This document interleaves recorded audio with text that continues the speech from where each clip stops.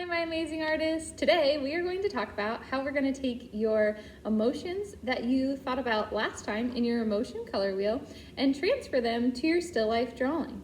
Let's get started. So how can we take what we've learned from our emotion color wheel and transfer it into our still life artwork? First, you need to think about what emotion you want to represent in each individual bottle. Each individual bottle is going to be a different emotion. Maybe this one right here is surprised. This one could be sad. This one, I'm going to use that design that was on the bottle. So I'm going to turn this one into happy.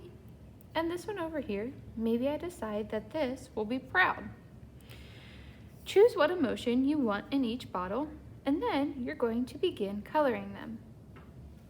The only additional thing I want you to think about when you color is how to create value, which means the lightness or darkness of a color in your artwork. So just by taking one colored pencil, you can create an entire value scale.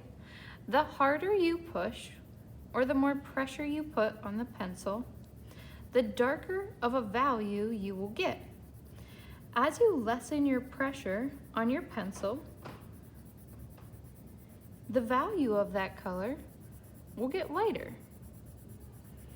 Here you can see that as I slowly release the pressure I'm putting on this pencil, the value gets lighter and lighter. Whenever you're coloring, think about the pressure you're applying to the colored pencils. In some areas, you might want to have these dark, deep, saturated colors, and in other places, maybe you have this kind of lighter version of a color in which you could see some of the background color coming through.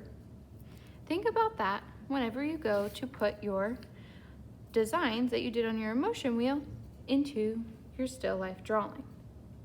I'm going to get started coloring mine. And when I begin coloring, I might want to think about how I can enlarge what I've done on my sketch a little bit whenever I do it on my final copy, since after all, this is a bigger space. I'm going to get started coloring mine, and I'll check back in with you in just a bit. In this bottle right here, you can see how I created some lighter values by pressing really lightly with my pencil, and some values that are a little bit darker by pressing a little bit harder with my pencil. This color right here was used to do these raindrops, as well as this color right here. But here I pressed really lightly with my pencil, and down here I applied a hard pressure to the colored pencil in order to make those shapes appear darker. Somewhere in your artwork, make sure that you create a dark value of a color as well as the light value of that same color. So here's my finished product. I've created 4 bottles that all represent a different emotion. Whenever you're creating, try to keep the emotions that your bottles represent a secret, because we are going to post these online and we will have a little interactive post where we can try to guess which bottle represents which emotion. I hope you guys have so much fun creating, and please remember to post a picture of your finished work on the Google Classroom assignment titled Colored Still Life Drawing. I can't wait to see your amazing artworks.